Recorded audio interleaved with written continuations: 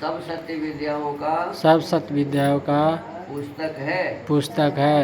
वेद का पढ़ना पढ़ाना और सुनना सुनाना सब आर्यों का परम धर्म है।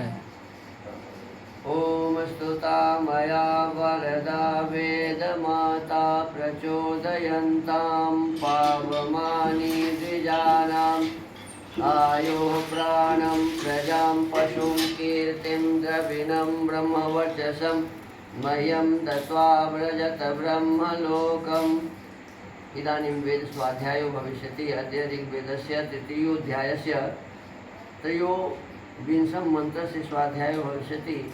स्वाध्यायमान मन्त्रस्य राजन्तमध्वराणाम् इत्येतानि प्रथमानि पदानि सन्ति। अब वेद स्वाध्याय होगा। आज यजुर्वेद के तीसरे अध्याय के 23वें मंत्र का स्वाध्याय किया जाएगा। स्वाध्याय किए जाने वाले मंत्र के राजंत मध्वराना में प्रारंभिक पद हैं। ओम राजंत मध्वराणां गोपामृतस्य दीदिविं वर्धमानं स्वेदमे। इस मंत्र के ऋषि हैं राजंत मित्यस्य वैश्वामित्रो मधुछंदा ऋषि अग्निर्देवता गायत्री छंदा सर्जा स्वर पुनरीश्वराग्नि गुणा उपदिश्यन्ते। फिर ईश्वर और अग्नि के गुणों का उपदेश अगले मंत्र में किया है। इस मंत्र के पदार्थ को लिखते हुए महर्षि लिखते हैं कि नमः अन्न से सत्कार पूर्वक भरंतः धारण करते हुए हम लोग धिया बुद्धि व कर्म से अधोरानाम अग्निहोत्र से लेकर अश्वमेध पर्यंत यज्ञ व गोपाम इंद्रिय पृथ्व्यादि की रक्षा करने राजंतम प्रकाशमान ऋतस्य अनादि सत्य स्वरूप कारण के दीदिविम व्यवहार को करने व स्वे अपने दमे मोक्ष रूप स्थान में वर्धमानम वृद्धि को प्राप्त होने वाले परमात्मा को उपयमसी नित्य प्राप्त होते हैं।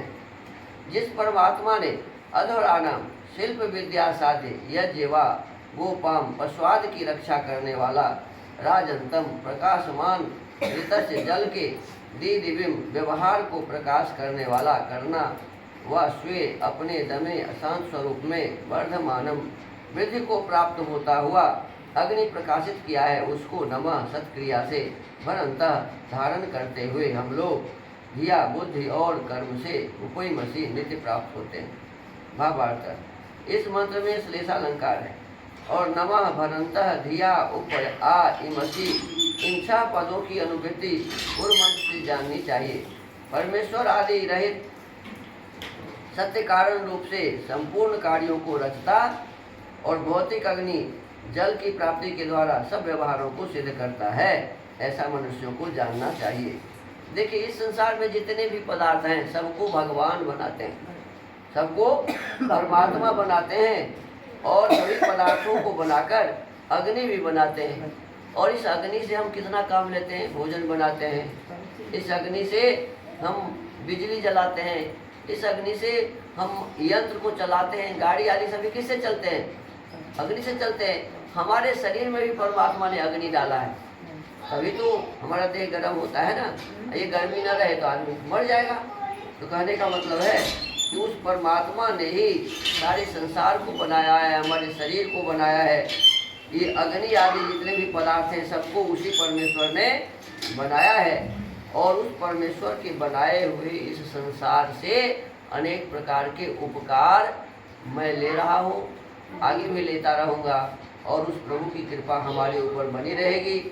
देखिए, परमात्मा कैसी व्यवस्था करते हैं।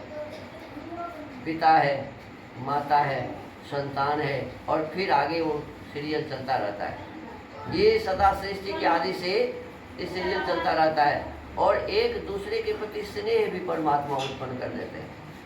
एक संतान के प्रति अपने माँ के हृदय में, एक माता पिता के प्रति अपने संतान के हृदय में वो परमात्मा कैसा स्नेह और प्रेम उत्पन्न कर देते हैं। ये जो स्नेह प्रेम है वो परमात्मा के द्वारा किया जाता है। किसके द्वारा है? प्रभु के द्वारा, परमात्मा के द्वारा।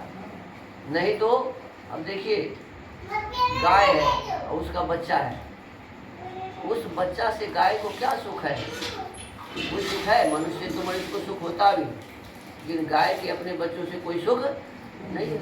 बकरी के बच्चों से उसको अपने कोई सुख, सांप के बच्चों को सांप से कोई सुख नहीं है, लेकिन अपने बच्चों के पालन करने के लिए जो स्नेह है, प्रेम है, सबके हृदय में परमात्मा ने डाला। पशु पक्षी मनुष्य सभी के हृदय में डाला हुआ है। तो परमात्मा के संसार में हमें जानना चाहिए कि जो कुछ भी दिख रहा है, जिसका भी हम प्रयोग कर रहे हैं, हमारा जो ये शरीर है, हमारे माता पिता का शरीर है, संसार के जो पदार्थ हैं सभी को उसी ने बनाया है। बिना बनाए संसार में कुछ बनता नहीं है। तो बनाने वाला कोई है जो अंधेरे माँ के गर्भकोष्ठी में हमारे सुंदर शरीर को बनाया है, इस संसार को बनाया है। तो उसके प्रति हमें समर्पित भावना होना। जिसने सब कुछ बनाया है, लेकिन माँ मुझे पालती है तो माँ के प्रति भाव रखना चाहिए कि नहीं। ऐसे ही ईश्वर ने जब हमें बनाया, हमारे माँ को भी बनाया है, तो ईश्वर के प्रति हमारी भावना अच्छी होनी चाहिए कि नहीं होनी चाहिए। परमेश्वर के प्रति भी हमारी सद्भावना होनी चाहिए। ये सुंदर भाव आज के इस वेद मंत्र में कहा गया है। हमने कहा है कि वेद का पढ़ना पढ़ाना, सुनना सुनाना सब आर्यों का परम धर्म है। परम धर्म का मतलब होता है इससे बढ़ के कोई भी काम नहीं है। तो सबसे बढ़िया काम हमें एक दिन करना चाहिए कि सब दिन करना चाहिए। परम धर्म का काम हमें सब दिन करना चाहिए, लेकिन दुर्भाग्य से हम लोग समझ नहीं रहे, नहीं कर पाते।